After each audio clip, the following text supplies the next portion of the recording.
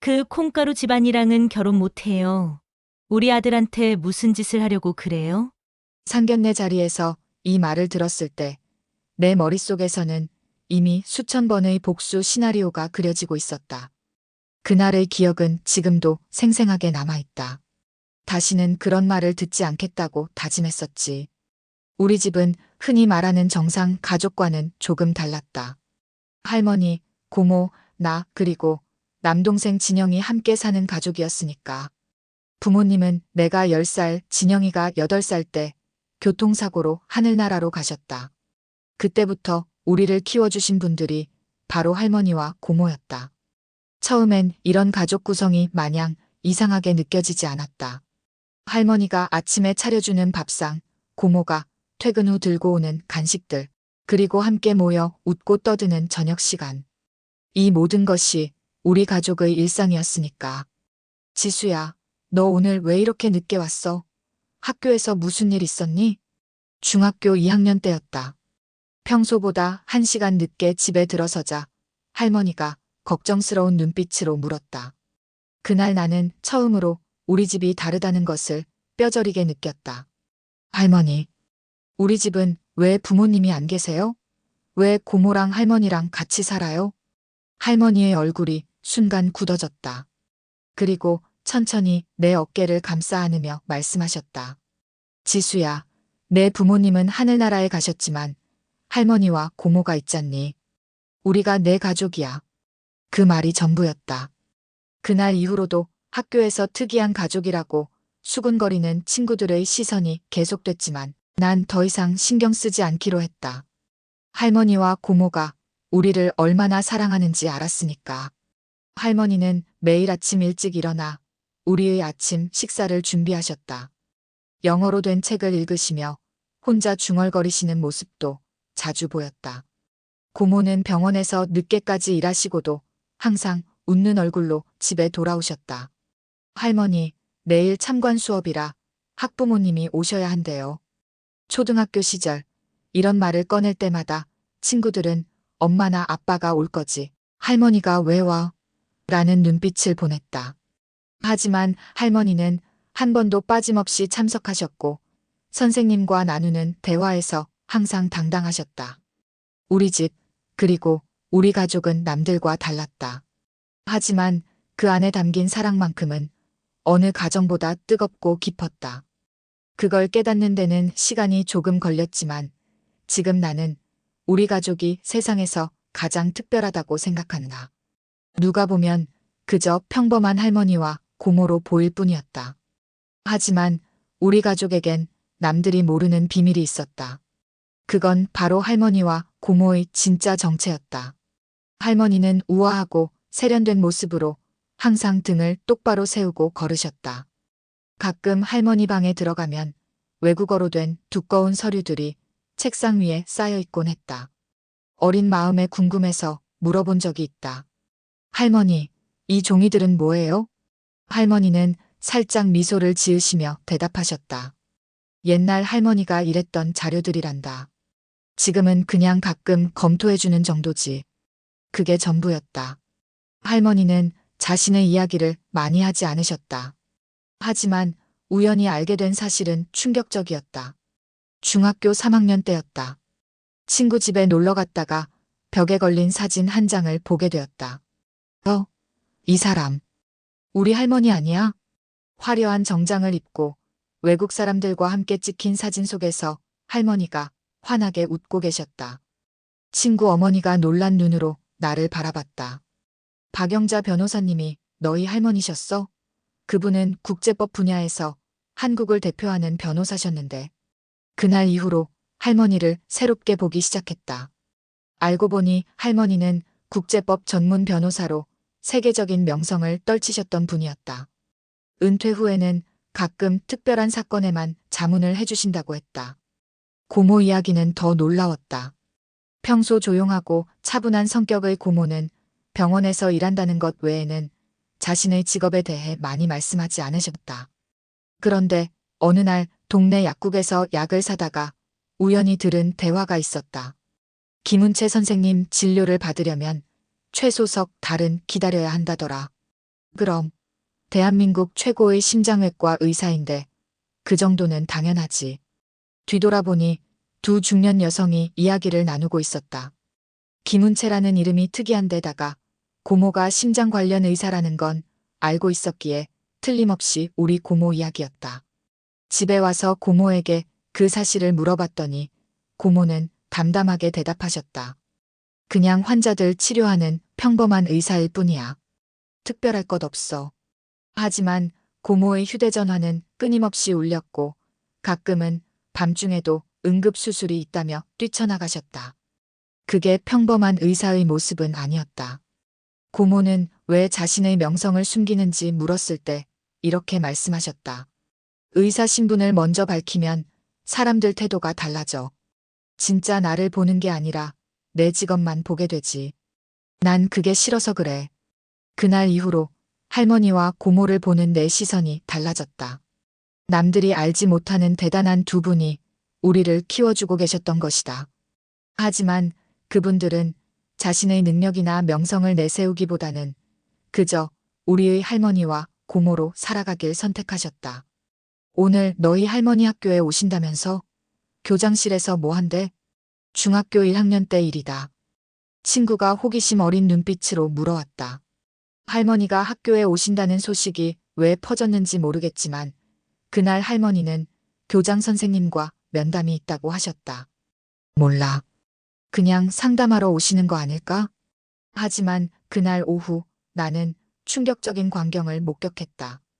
교장실 앞을 지나가다 문이 살짝 열려 있어 안을 들여다봤는데 할머니가 교장 선생님과 영어로 대화를 나누고 계셨다. 그것도 아주 유창하게. My granddaughter has been experiencing some difficulties. 영어로 된 할머니의 말씀이 또렷하게 들려왔다. 당시에는 영어를 잘 알아듣지 못했지만 할머니의 당당한 모습과 교장 선생님의 공손한 태도가 인상적이었다. 나중에 알고 보니 그날은 몇몇 아이들이 나를 따돌리는 문제로 할머니가 직접 학교를 찾아오신 날이었다. 국제법 전문가로서의 위엄을 보이시며 학교 측에 강력하게 항의하셨다고 한다. 지수야, 세상에는 너를 함부로 대하는 사람도 있을 거야. 하지만 절대 고개 숙이지 말거라. 내가 얼마나 소중한 존재인지 항상 기억하렴. 할머니는 그날 이후 자주 이런 말씀을 해주셨다. 당시에는 그저 할머니의 평범한 조언이라 생각했지만 시간이 지나면서 그 말씀이 얼마나 깊은 의미를 담고 있었는지 깨달았다. 고모 역시 우리의 든든한 버팀목이었다. 중학교 시절 갑자기 복통이 심해져 응급실에 실려간 적이 있다. 그날 고모는 수술 중이라 바로 올 수 없었다. 하지만 어떻게 알았는지 병원 의사들이 나를 특별 대우해주기 시작했다. 너 혹시 김은채 선생님 조카니? 주치의가 놀란 표정으로 물었다. 그리고 얼마 후 수술을 마친 고모가 헐레벌떡 달려왔다. 지수야, 괜찮아? 어디가 아파? 고모의 손길은 따뜻했다. 수술복을 입은 채로 달려오셨는데 의사와 간호사들이 모두 고모를 향해 고개를 숙이는 모습이 신기했다. 그날 밤 병실에서 고모가 내 손을 잡고 이야기해 주셨다.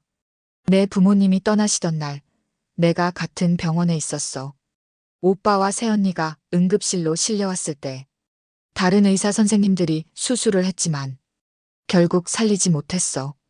고모의 눈에서 눈물이 흘러내렸다. 처음 보는 고모의 눈물이었다. 그날 이후로 다짐했어. 절대로 너희를 포기하지 않겠다고.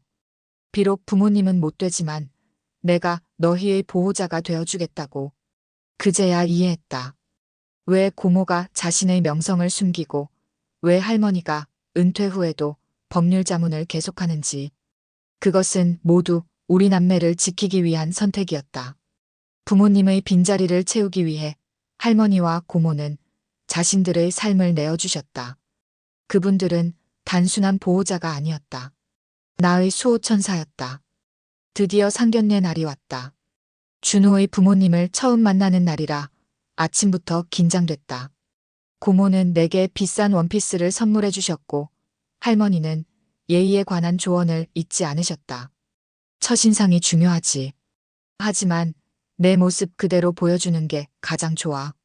억지로 꾸미려 하지 말고. 할머니의 말씀이 위로가 됐지만 여전히 불안했다. 거울 앞에 서서 옷매무새를 가다듬으며 깊은 숨을 내쉬었다. 준호가 우리 집 앞으로 차를 가지고 왔다. 우리는 강남의 한 고급 한정식 집으로 향했다. 차 안에서 준호는 계속 내 손을 잡아주며 괜찮을 거라고 안심시켜 주었다. 우리 부모님은 정말 좋으신 분들이에요. 지수 씨를 마음에 들어 하실 거예요. 식당에 도착했을 때 준호의 부모님은 이미 자리에 앉아 있었다. 아버지는 큰 기업의 사장이라고 했다. 어머니는 우아한 진주 목걸이를 하고 있었고 첫 눈에 보기에도 격식을 중시하는 분이라는 느낌이 들었다. 안녕하세요. 김지수라고 합니다. 만나 뵙게 되어 반갑습니다. 공손하게 인사를 드리자 준호 어머니가 날카로운 눈으로 나를 위아래로 훑어봤다. 네, 준호가 많이 얘기했어요. 부모님은 어떻게 되세요? 예상했던 질문이었지만 그래도 가슴이 철렁 내려앉았다. 부모님은 일찍 돌아가셔서 할머니와 고모가 저를 키워주셨어요. 준호 어머니의 눈썹이 살짝 올라갔다. 아, 그렇군요. 할머니는 외할머니신가요? 친할머니신가요? 그게 사실 친할머니도 외할머니도 아니에요. 고모 시어머니 되시는데. 말을 더듬는 사이 준호 어머니의 표정이 미묘하게 변했다. 그녀는 물 한 모금을 마시며 침착함을 유지하려는 듯했다. 그러니까 혈연 관계가 전혀 없다는 말씀이신가요? 네, 하지만 정말 가족처럼 저희를 키워주셨어요. 할머니는 국제 변호사셨고 고모는 국제 변호사요? 준호 어머니가 말을 끊었다. 어떤 분이신데요? 잠시 내 배경에 관심을 보이는 듯했지만 곧 그녀의 표정이 다시 굳어졌다. 아무리 그래도 혈연이 아닌 사람들과 살았다니. 좀 특이하네요. 준호야, 너 이런 상황 알고 있었니? 준호가 재빨리 답했다. 네, 어머니. 지수 씨네 가족은 특별해요. 할머니도 고모도 정말 훌륭한 분들이시고. 훌륭하다고? 그건 그렇겠지만. 어머니는 한숨을 쉬며 남편을 향해 시선을 돌렸다. 여보, 당신 생각은 어때요? 준호 아버지는 별다른 반응 없이 음식만 바라보고 있었다. 저희 집안은 3대째 법조계와 의료계 집안이에요. 피가 중요하다고 생각해요. 준호 어머니가 천천히 말을 이어갔다. 우리 준호가 결혼할 상대는 집안 배경도 중요하지 않을까요? 그 말에 온몸에 피가 거꾸로 솟는 느낌이었다. 죄송하지만 가족의 의미는 피보다 더 깊은 것 같아요. 저희 할머니와 고모는 저에게 진짜 가족입니다. 내 말에 준호 어머니는 코웃음을 쳤다. 그게 무슨 가족이에요? 그런 콩가루 집안이랑은 결혼 못해요. 우리 아들한테 무슨 짓을 하려고 그래요? 여보, 진정해요. 준호 아버지가 말했지만 이미 상황은 돌이킬 수 없었다. 식사는 거의 시작도 못한 채 끝나버렸다. 집으로 돌아오는 길, 준호는 계속해서 사과했지만 내 마음은 이미 무너져 내리고 있었다. 상견례 이후 일주일이 지났다. 준호와 나는 그날 이후 서로 연락을 주고받았지만 어색함이 가시지 않았다. 상견례가 망한 건 내 탓이 아니었지만 마음 한구석이 무거웠다. 그런데 하루는 고모가 퇴근 후 평소보다 늦게 집에 들어오셨다. 할머니와 함께 거실에서 기다리고 있는데 고모의 표정이 묘하게 보였다. 오늘 좀 특이한 환자가 왔었어. 고모가 차분하게 말을 꺼냈다. 할머니는 안경을 고쳤으며 귀를 기울이셨다. 어떤 환자인데? 이 사장이라는 분이 심장 문제로 응급실에 왔었어. 그런데 그분이 순간 가슴이 철렁했다.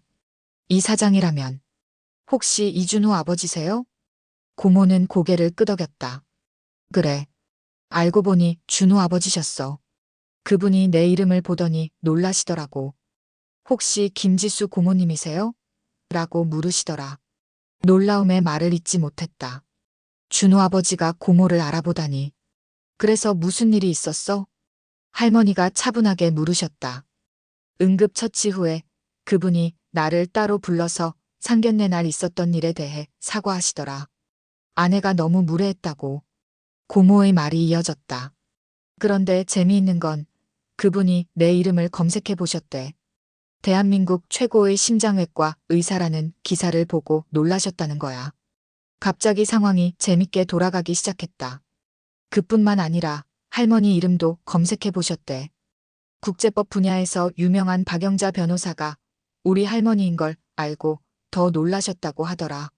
할머니가 살짝 웃으셨다.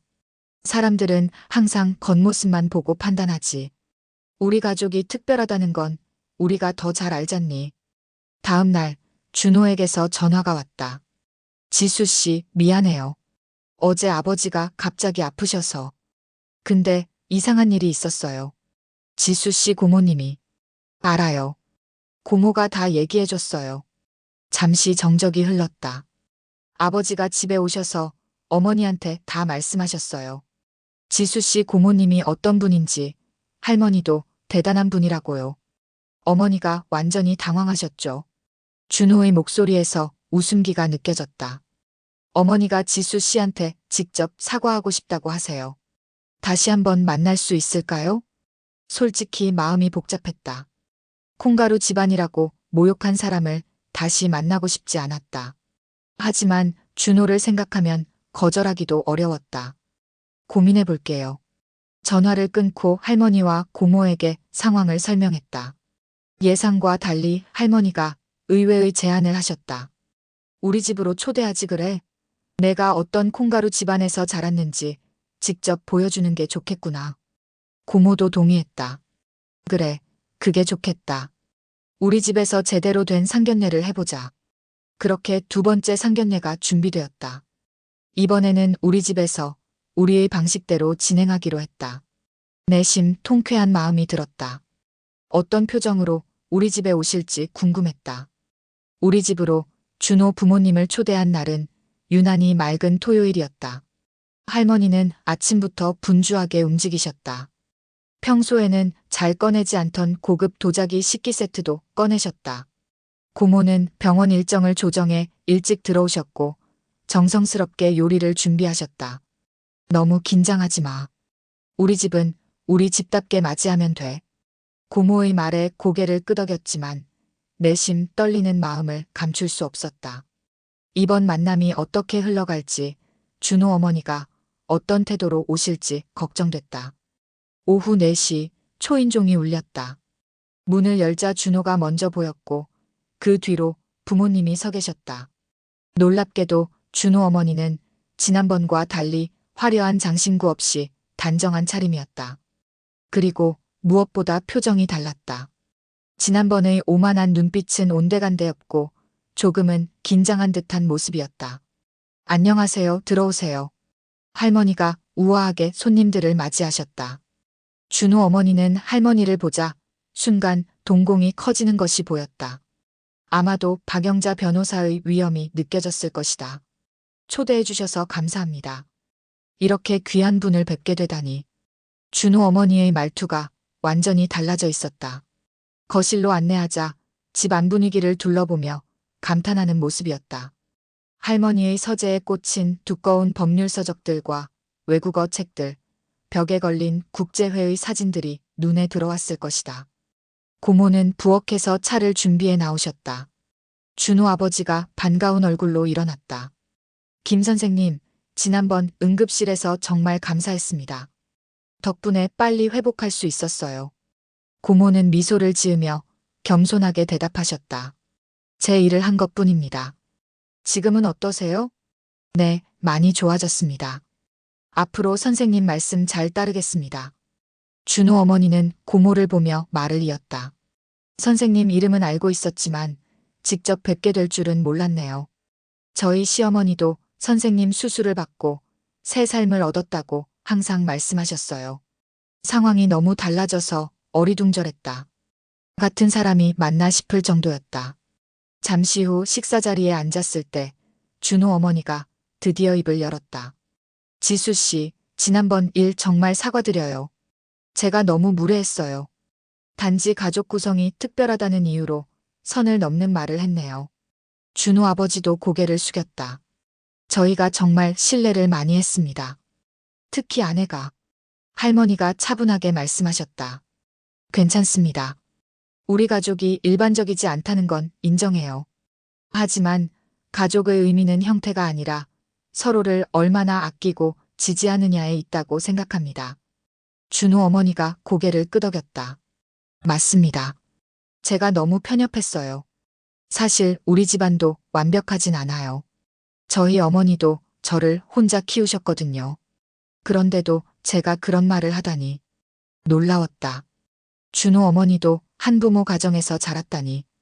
그런데 왜 그토록 정상 가족에 집착했던 걸까? 사람들의 시선이 두려웠나 봐요. 저도 어릴 때 많이 힘들었거든요. 그래서 아들만큼은 완벽한 배경을 가진 사람과 만나길 바랐던 것 같아요. 마음의 벽이 조금씩 허물어지는 느낌이었다. 대화가 이어지면서 준호 부모님의 진짜 모습이 보이기 시작했다. 특히 준호 어머니는 자신의 과거 이야기를 하며 눈시울을 붉히기도 했다. 식사가 끝나갈 무렵 준호 어머니가 조심스럽게 물었다. 혹시 두 분은 정말 법적 보호자인가요? 궁금해서요. 고모가 대답하셨다. 네, 물론이죠. 저희는 법적으로도 지수와 진영이의 보호자입니다. 하지만 그보다 중요한 건 우리는 마음으로 이어진 진짜 가족이라는 거예요. 그 말에 준호 어머니의 눈에 눈물이 맺혔다. 정말 아름다운 가족이네요. 제가 너무 경솔했어요. 자리를 떠나기 전 준호 어머니는 내게 다가와 조용히 말씀하셨다. 지수 씨, 정말 미안해요. 다시 시작해도 될까요? 그 말에 어떻게 대답해야 할지 망설여졌다. 쉽게 용서할 수는 없었지만 사람은 변할 수 있다고 믿고 싶었다. 두 번째 상견례 이후 많은 것이 달라졌다. 준호와의 관계는 더욱 단단해졌고 준호 부모님과도 자연스러운 관계가 형성되었다. 특히 준호 어머니는 완전히 다른 사람이 된 것 같았다. 한 달에 한 번씩 우리 할머니와 함께 차를 마시는 사이가 되었고 고모와도 종종 연락을 주고받았다. 그러던 어느 날 준호가 조심스럽게 프로포즈를 했다. 한강공원에서 풍선과 꽃다발로 준비한 이벤트였다. 지수 씨, 제 인생의 동반자가 되어주세요. 당신과 함께라면 어떤 어려움도 이겨낼 수 있을 것 같아요. 망설임 없이 네라고 대답했다. 우리는 1년 후 결혼식을 올리기로 했다. 결혼 준비 과정에서 예상치 못한 일이 생겼다. 준호의 가족관계에 대한 문서를 준비하던 중 준호 어머니가 갑자기 울음을 터뜨린 것이다. 사실 준호 아버지는 준호의 친아버지가 아니에요. 충격적인 고백이었다. 알고 보니 준호 어머니는 20대 초반에 준호를 낳고 혼자 키우다가 준호가 5살 때 지금의 남편을 만나 재혼했다고 했다. 준호는 새아버지의 성을 따라 이준호가 된 것이었다. 그동안 준호에게 말하지 못했어요. 제가 너무 부끄러웠거든요. 그래서 더더욱 완벽한 가정을 꾸미려고 했던 것 같아요. 모든 것이 이해되는 순간이었다. 준호 어머니가 왜 그토록 정상 가족에 집착했는지, 왜 우리 가족을 처음에 그렇게 대했는지 말이다. 준호에게 이 사실을 알려야 한다고 설득했고, 마침내 준호 부모님은 용기를 내어 진실을 털어놓았다. 처음에는 충격을 받았지만 준호는 생각보다 빨리 받아들였다. 아버지는 제게 항상 아버지예요. 피보다 중요한 건 함께한 시간과 사랑이잖아요. 지수 씨 가족에게서 그걸 배웠어요. 결혼식 날 우리는 서로 다른 모양의 가족들이 모여 하나의 새로운 가족을 이루는 순간을 맞이했다. 전통적인 가족 형태가 아니어도 서로를 아끼고 존중하는 마음이 있다면 그것이 진정한 가족이라는 것을 모두가 느낄 수 있었다. 피로연 자리에서 할머니가 작은 목소리로 귓속말을 하셨다. 오늘 너무 아름다웠어, 지수야. 내 부모님도 분명 하늘에서 기뻐하실 거야. 눈시울이 붉어졌다. 부모님이 살아계셨다면 얼마나 좋았을까 하는 생각이 들었지만 동시에 할머니와 고모가 있어 얼마나 감사한지 다시 한번 느꼈다. 결혼 후 3년이 지난 어느 날 우리 집 거실에는 특별한 손님들이 모였다. 할머니, 고모, 준호 부모님, 그리고 우리 부부와 갓 태어난 딸이었다. 우리 은서 정말 예쁘구나. 할머니 닮아서 그런가? 할머니가 내 딸을 안고 좋아하셨다. 고모도 옆에서 미소를 지으며 아기의 작은 손을 잡았다. 세상에서 가장 복받은 아이네. 할머니가 둘이나 있으니까. 준호 어머니의 말에 모두가 웃었다. 그녀가 우리 할머니를 바라보는 눈빛은 이제 존경과 애정으로 가득했다. 박 변호사님, 우리 은서에게 영어 가르쳐 주실 거죠? 물론이지. 우리 은서는 특별한 교육을 받을 자격이 있어. 할머니가 자랑스럽게 대답하셨다. 문득 생각했다. 흔히 말하는 콩가루 집안이라고 무시받았던 우리 가족이 지금은 얼마나 풍요로운지. 피로 맺어진 가족보다 더 깊은 유대로 연결된 우리는 진짜 부자 가족이었다. 그날 밤 아기를 재우고 나서 준호에게 물었다. 우리 가족이 좀 특이하지? 어떨 때는 복잡하다고 느껴질 수도 있을 것 같아. 준호는 내 손을 꼭 잡으며 대답했다. 특별한 거지, 특이한 게 아니야. 사랑으로 맺어진 가족이 얼마나 강한지 우리가 증명하고 있잖아. 창밖으로 밤하늘의 별들이 반짝였다. 어쩌면 부모님도 저기서 우리를 지켜보고 계실지도 모른다. 콩가루 집안이 아닌 별처럼 빛나는 우리 가족을. 오늘의 이야기는 여기까지입니다. 여러분의 구독과 좋아요는 영상 제작에 큰 힘이 됩니다. 구독과 좋아요 부탁드립니다.